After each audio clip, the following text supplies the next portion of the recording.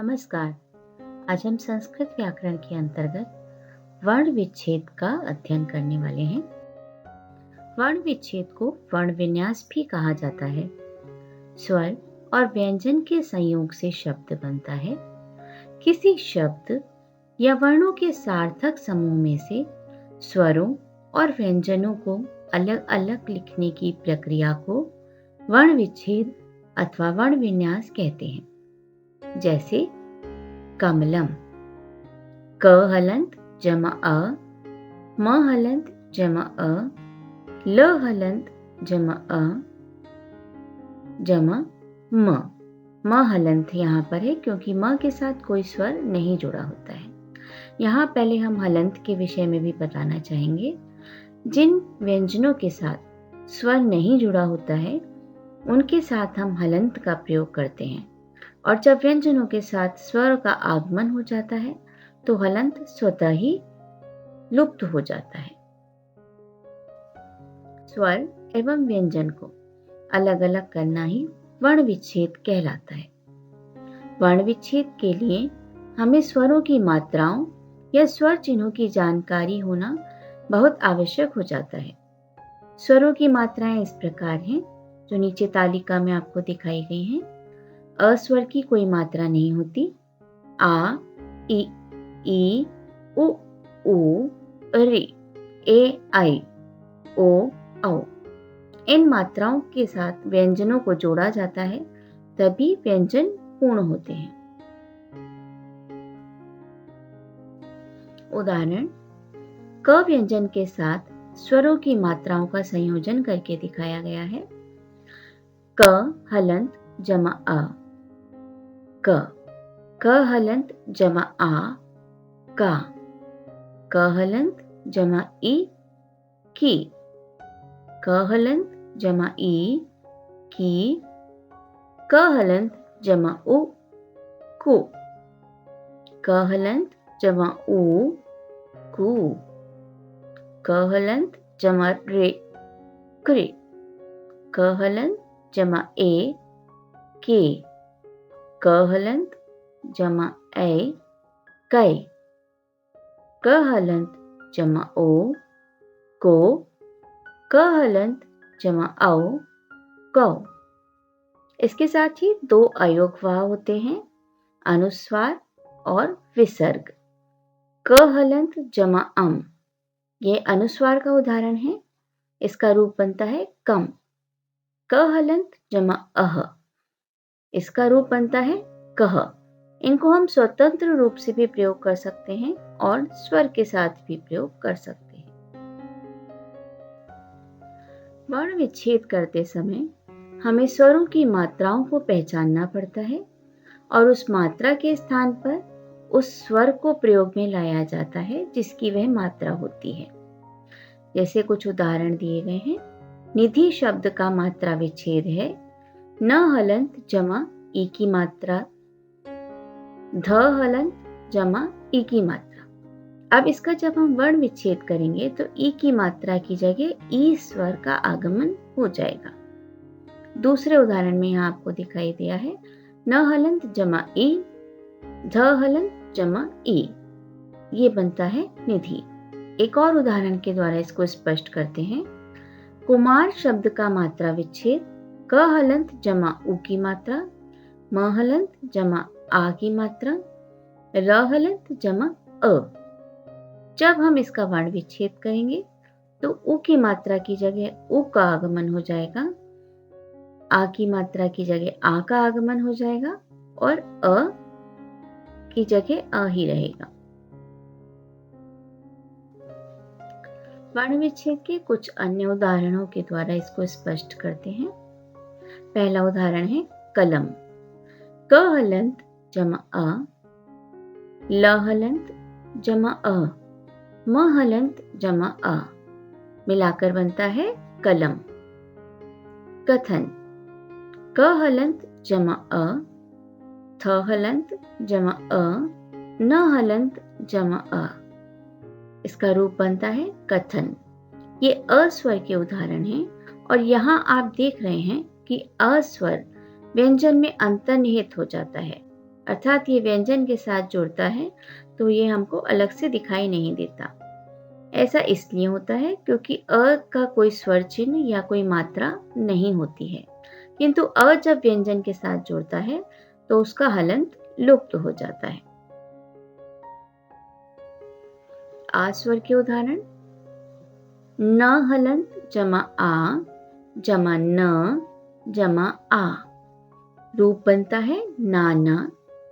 ल हलंत जमा आ जमा भ जमा अ, रूप बनता है लाभ। ईश्वर के उदाहरण: किताब क हलंत जमा ई की, त हलंत जमा आ ता, ब हलंत जमा अ ब। विधि व हलंत जमा ई वि, ध हलंत जमा ई विधि।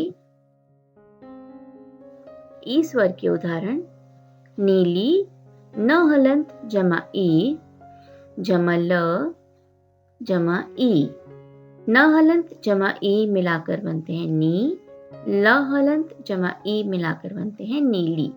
इस प्रकार रूप हुआ नीली। दीपावली द हलंत जमा ई दी, प हलंत जमा आ पा, व हलंत जमा अ व, ल हलंत जमा ई ली। ऊ स्वर के उदाहरण: चतुर च हलंत जमा अ च, त हलंत जमा उ तु, र हलंत जमा अ र चतुर। मनु म हलंत जमा अ म, न हलंत जमा उ नु। इस प्रकार बनता है मनु। ऊ स्वर के उदाहरण: फूल फ जमा उ जमा ल जमा अ फूल। दूर द जमा उ जमा र जमा आ दूर। रे स्वर के उदाहरण: गृह ग जमा रे जमा ह जमा अ गृह। अमृत अ जमा म जमा रे जमा त जमा अ अमृत। ए स्वर के उदाहरण: खेल ख जमा ए जमा ल जमा अ खेल।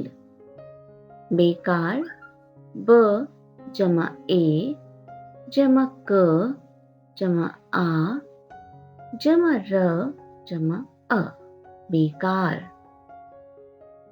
ऐ स्वर के उदाहरण: बैठक ब जमा ए जमा ठ जमा अ जमा क जमा अ बैठक। तैयार त जमा आई जमा य जमा आ जमा र जमा अ तैयार।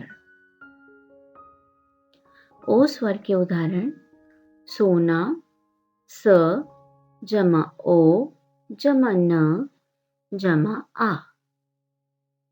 कोयला क जमा ओ जमा य जमा अ जमा ल जमा आ कोयला।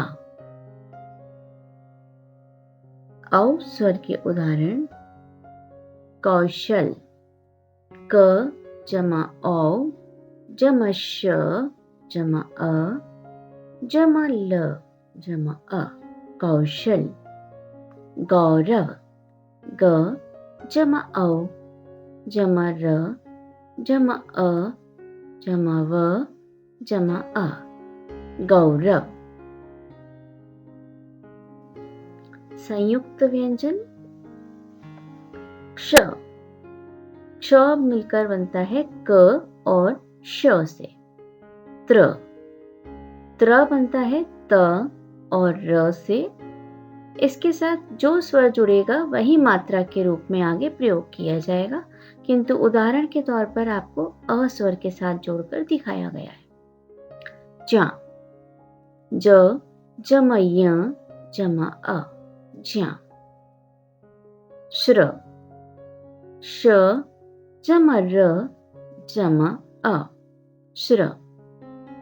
द्य, द जमा य जमा अ, द्य। संयुक्त व्यंजन के उदाहरण इस प्रकार हैं। क्ष, क्षमा, क हलंत जमा श हलंत जमा अ, ये मिलकर बनाता है क्ष, और म हलंत जमा अ मिलकर बनाता है मा, क्षमा। अगला उदाहरण है शिक्षा, श हलंत जमा ई शी, क हलंत जमा श हलंत जमा आ, शिक्षा। त्र, चित्र, च हलंत जमा ई, त हलंत जमा र जमा अ, चित्र। त्रिभुज, त हलंत जमा र हलंत जमा ई, त्रि। भ हलंत जमा उ, भू। ज हलंत जमा अ, ज। इस प्रकार रूप बनता है त्रिभुज। ज्ञ या ज्ञ, यज्ञ, य हलंत जमा अ जमा ज जमा ञ जमा अ, यज्ञ। इसको यज्ञ भी बोला जा सकता है। ज्ञान, ज हलंत जमा य हलंत जमा आ जमा न हलंत जमा अ, ज्ञान। इसको ज्ञान भी बोला जा सकता है क्योंकि ज और य का यहाँ पर ध्वनि आती है। श्र, श्रोता, श हलंत जमा र हलंत जमा ओ जमा त हलंत जमा आ, श्रोता। श्रुति, श हलंत जमा र हलंत जमा उ जमा त हलंत जमा ई, श्रुति। द्या, विद्या, व हलंत जमा ई जमा द हलंत जमा य जमा आ, विद्या। गद्य, ग हलंत जमा अ जमा द हलंत जमा य हलंत जमा आ, गद्य। द्वित्व व्यंजन, द्वित्व व्यंजन का अर्थ होता है जहां दो व्यंजन एक साथ बिना किसी स्वर के आए।